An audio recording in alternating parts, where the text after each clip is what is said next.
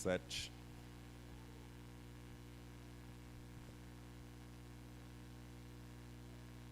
Amém?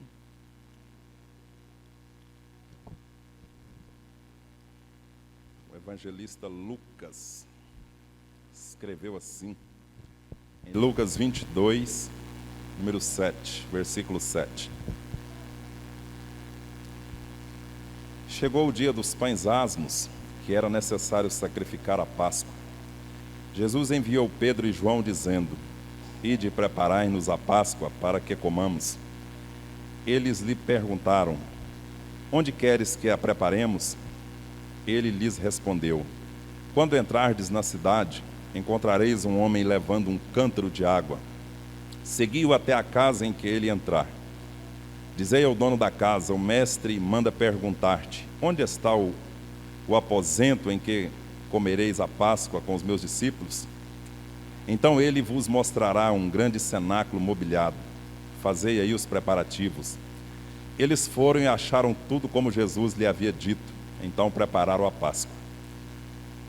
Chegada a hora, pôs-se Jesus à mesa e com eles os apóstolos, e disse-lhes: Desejei muito comer convosco esta Páscoa, antes do meu sofrimento, pois vos digo que não mais comerei até que ela se cumpra no reino de Deus.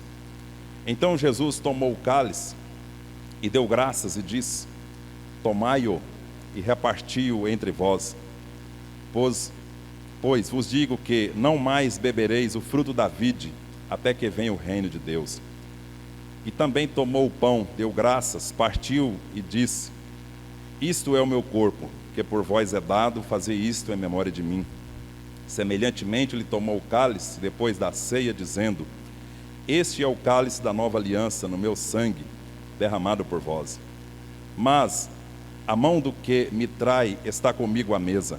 Na verdade, o Filho do Homem vai segundo o que está determinado, mas ai daquele por intermédio de quem o Filho do Homem é traído. Também no capítulo 23, no versículo 39, capítulo 23, versículos 39, diz assim: Um dos criminosos crucificado o insultava, dizendo: Se tu és o Cristo, salva-te a ti mesmo e a nós também. Mas ao outro o repreendeu, dizendo: Tu nem ainda temes a Deus, estando na mesma condenação? Nós, na verdade, com justiça, pois recebemos o que os nossos feitos mereciam. Mas este nenhum mal fez. Então disse: Senhor, lembra-te de mim quando entrares no teu reino. Respondeu-lhe Jesus: Em verdade te digo que hoje mesmo estarás comigo no paraíso. Amém? Pai amado e Pai querido, eu te dou graças, Senhor, mais uma vez, por nós nos reunirmos aqui nessa noite. Noite esta de grande celebração, noite, ó Deus, que nos traz memória em tudo aquilo, ó Deus, que o Senhor fez por nós.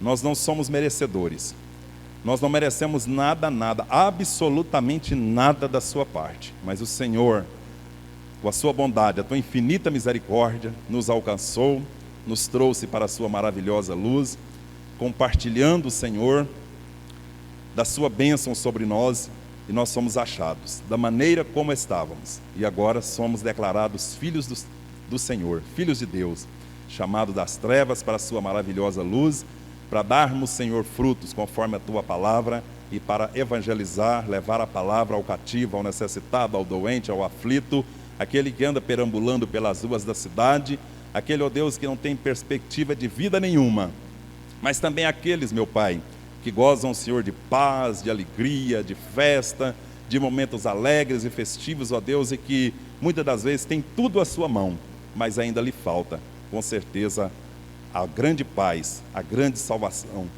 que foi dada pelo Senhor Jesus ali na cruz do Calvário. Então, muito obrigado a Deus por esse momento. Nos ajude, nos inspire, fale ao nosso coração, fale com cada um dos teus servos, em nome de Jesus. Amém e amém, Senhor Jesus. Queridos, creio eu que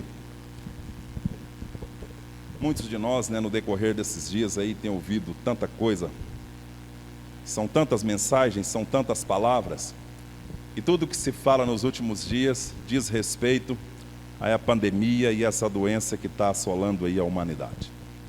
Resta a menor dúvida, porque na verdade deve ser comunicado sim, deve ser expressada sim, deve ser falada, propalada, divulgada por todos os cantos, por todos os rincões da terra, por onde quer que vá. E por incrível que pareça, ainda essa semana, acho que foi ontem mesmo, nós tivemos a notícia, pelos jornais, que a enfermidade agora está atingindo também as tribos indígenas. Então aí um lugar bastante complicado, as pessoas, os índios lá no seu lugar, aí estão acabando sendo atingidos de uma forma terrível. Então nós vemos aí que o mal realmente está sobre a face da terra. E cabe a nós fazer o quê?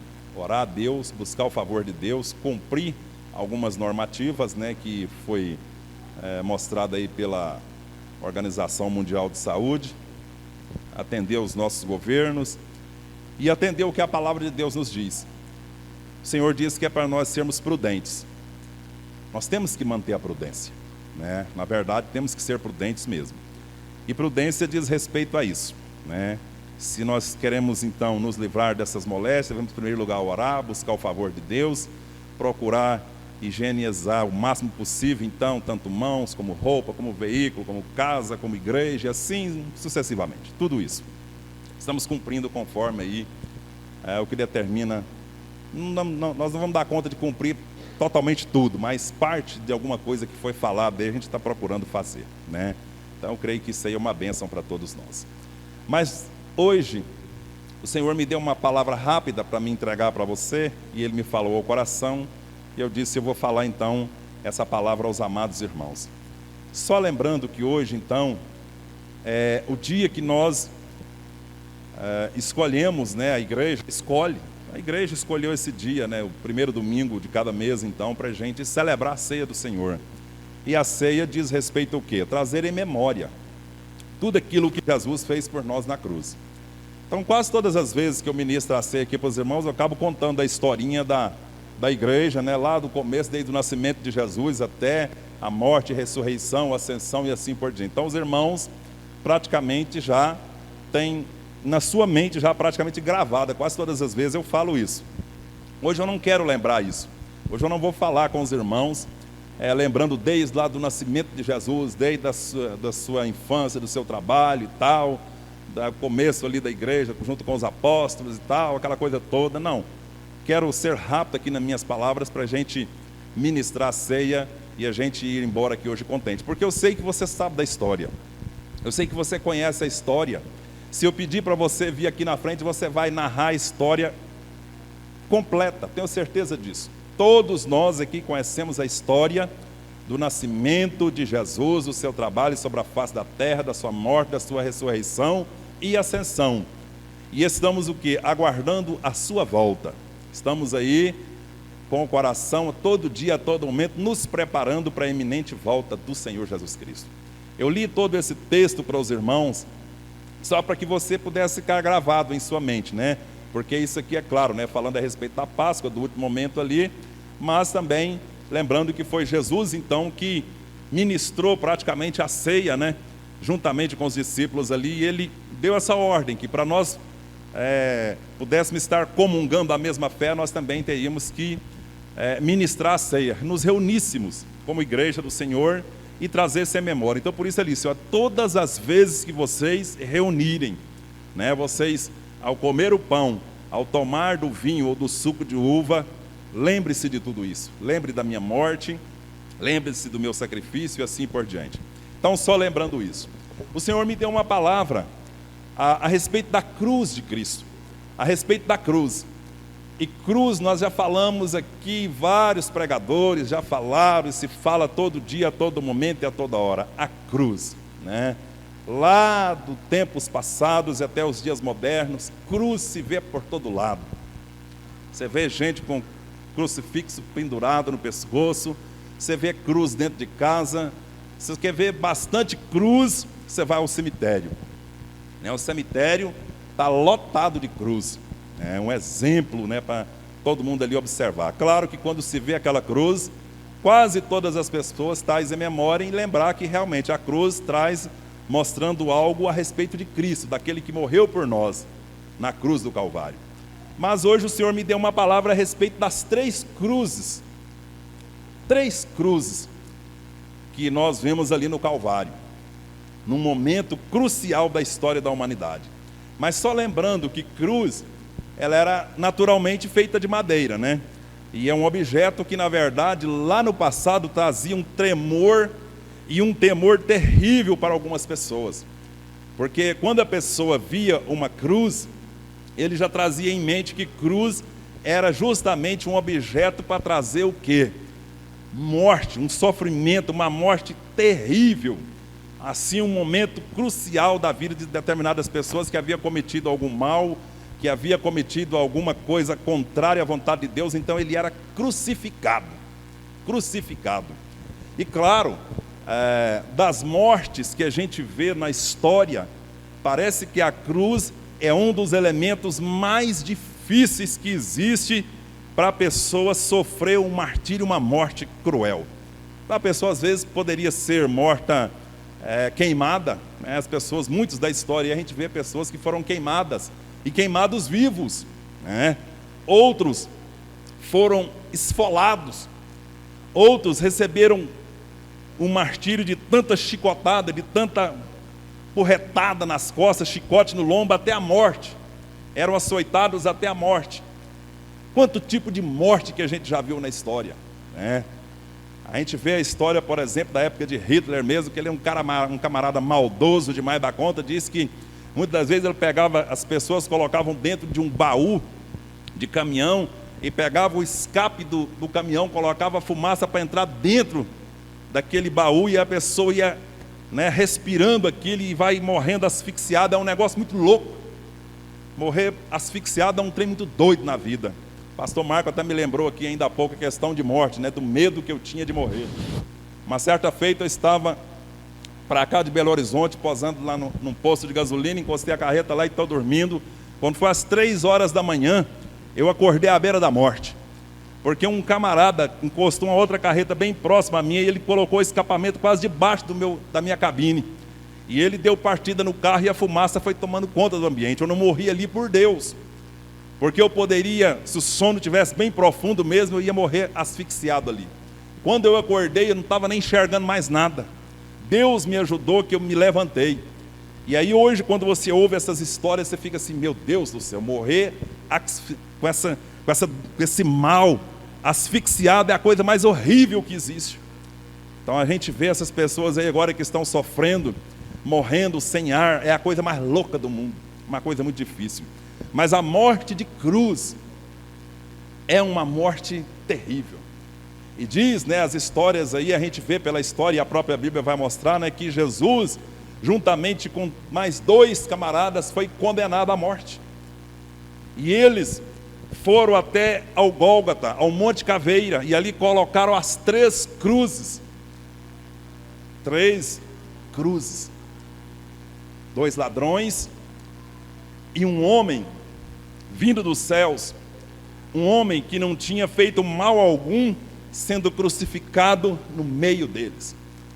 3 cruzes, cada um desde as 9 horas da manhã até quase ao entardecer, até às 6 horas da tarde, ali naquele dilema, naquele sofrimento.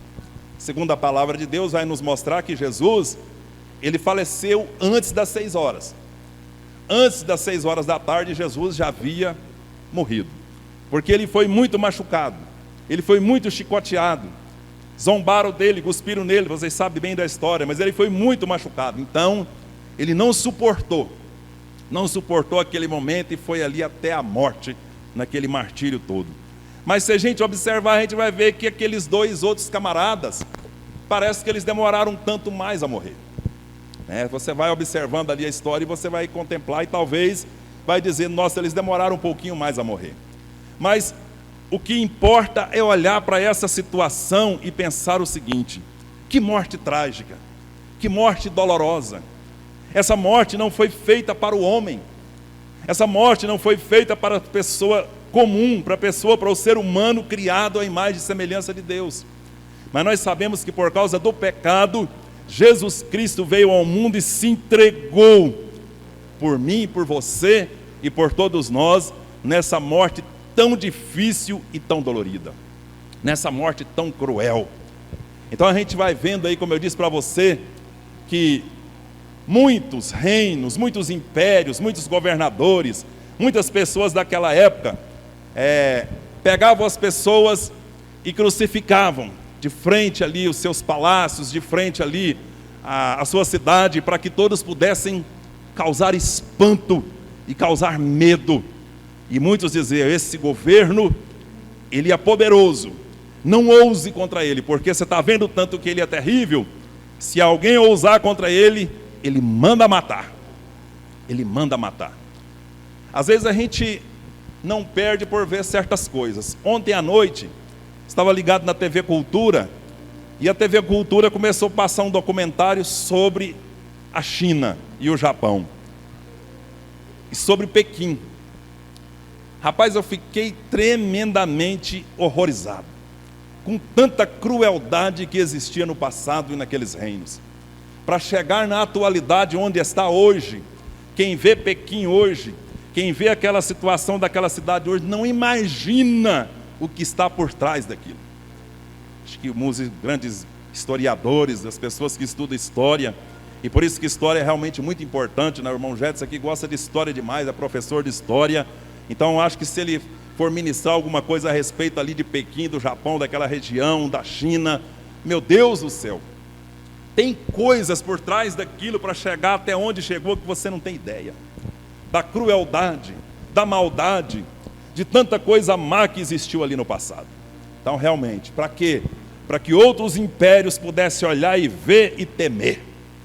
Temam aquele governador, temam aquele general, temam aquele imperador, temam aquele rei. Mas uma coisa é certa: o ser humano, criado à imagem e semelhança de Deus, conforme a palavra nos mostra, e deveria aprender a temer aquele que tem o poder nas suas mãos, aquele que tem o poder para dar a vida, para tirar a vida, para colocar no céu ou para colocar no inferno. Mas na verdade, esse temor muitas das vezes não ocorre em determinados corações. Não teme a Deus, não guarda os preceitos da palavra de Deus, não teme aquilo que é alto, não temem aquilo que é glorioso, não temem aquele que é poderoso. Falta temor no coração. E a igreja dos últimos dias, ela deveria nesses últimos dias aplicar-se mais e mais à palavra de Deus e começar a buscar mais o Senhor e a ter esse temor que somente Deus pode colocar no nosso coração, porque Deus coloca isso no nosso coração. A gente aprender a temer o que é alto, a temer o que é poderoso. Nós não devemos temer nenhum governante, nós não devemos temer nada disso aí que está acontecendo por aí, mas nós devemos temer aquele que é alto, aquele que é poderoso. Temer diante dele. Mas sabedores que somos, que quando eu tenho esse temor diante dele, significa também que eu temo ele por causa do amor que ele colocou no meu coração, para que eu pudesse aprender a amá-lo como ele é. Ele tem o poder nas suas mãos, tem o poder de dar, tem o poder de tirar, mas ele tem a grande essência, a essência maravilhosa do amor, que supera todas as coisas, tudo isso. E aí quando você olha para a cruz, você lembra, ele é tão poderoso, ele é tão maravilhoso, ele é tão amoroso, que ele enviou o teu filho amado para morrer por mim, para morrer por você e morrer por todos nós.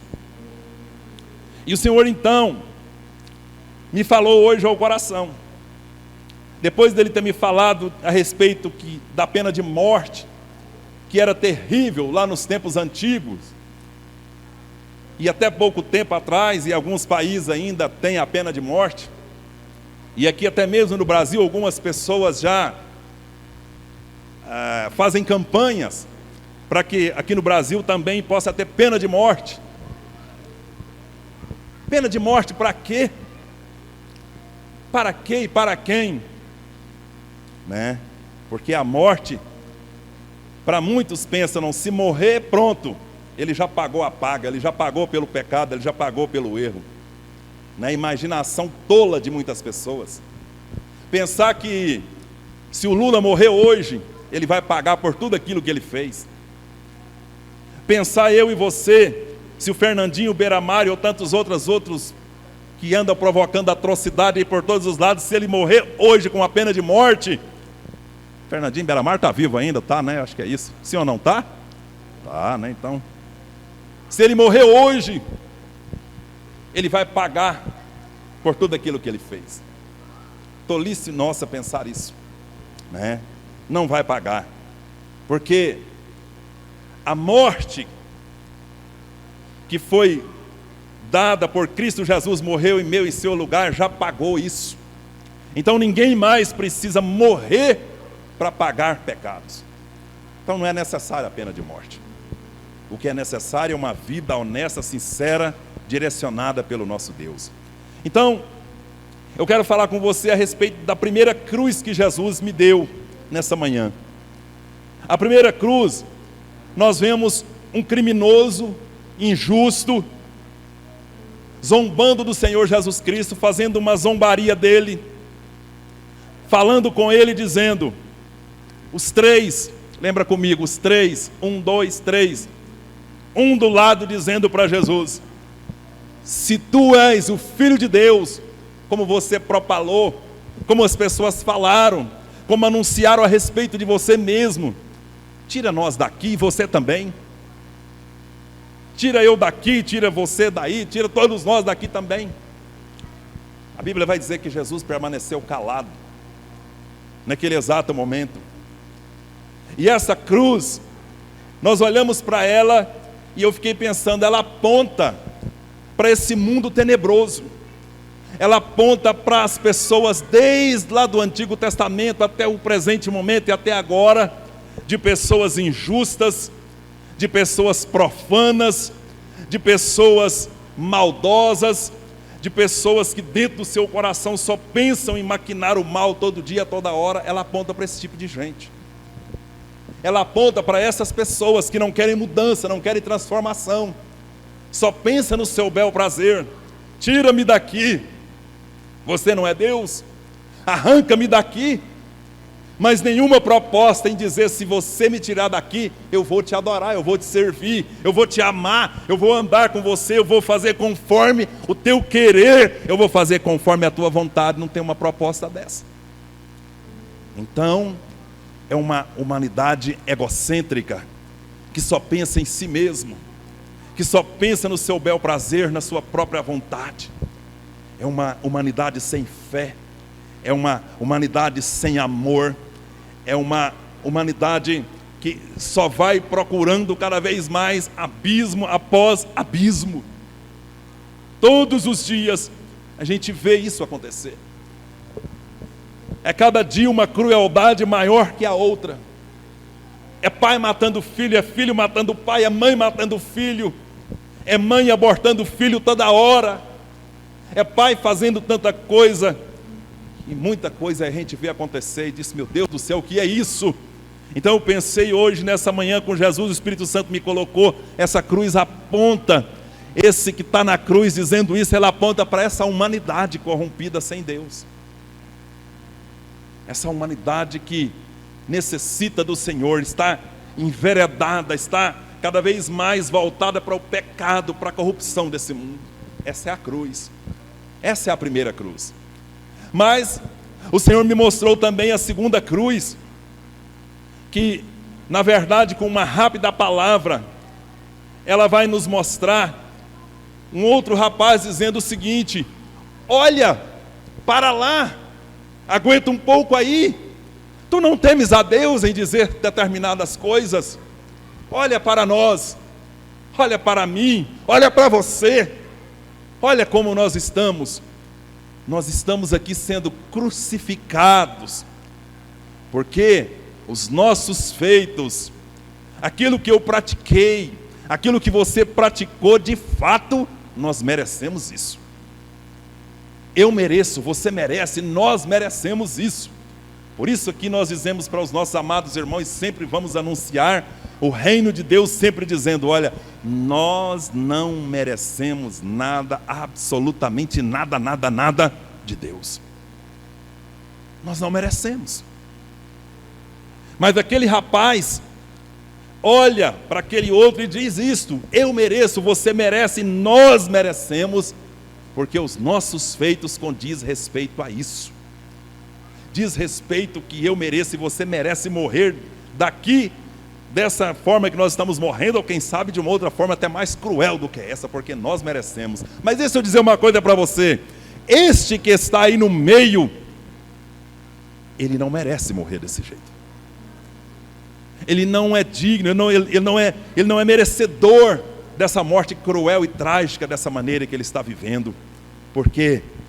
Porque o que se ouve a respeito dele, o que se fala a respeito dele, o que se anuncia a respeito dele, são coisas boas. Diz que ele cura, diz que ele liberta, diz que ele sara as pessoas, diz que ele não obriga ninguém a nada a segui-lo. Simplesmente ele olha para si e diz para a pessoa: olha, toma a sua cruz e siga-me.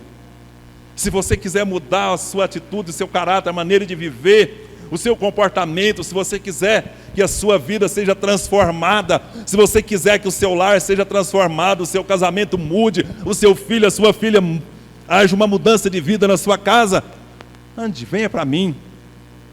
Então eu olho para esse rapaz da cruz e eu vejo essa cruz uma situação aonde aponta para a igreja do Senhor, para o povo santo, para o povo escolhido de Deus, para aqueles que num dado momento da história, assim como eu, assim como você, um dia, ao ouvir o Evangelho, ao ouvir as boas novas de Cristo Jesus, abriu a porta do coração, escancarou o coração para Jesus, disse: vem Jesus, vem fazer morada no meu coração, habita aqui dentro, faz morada em mim.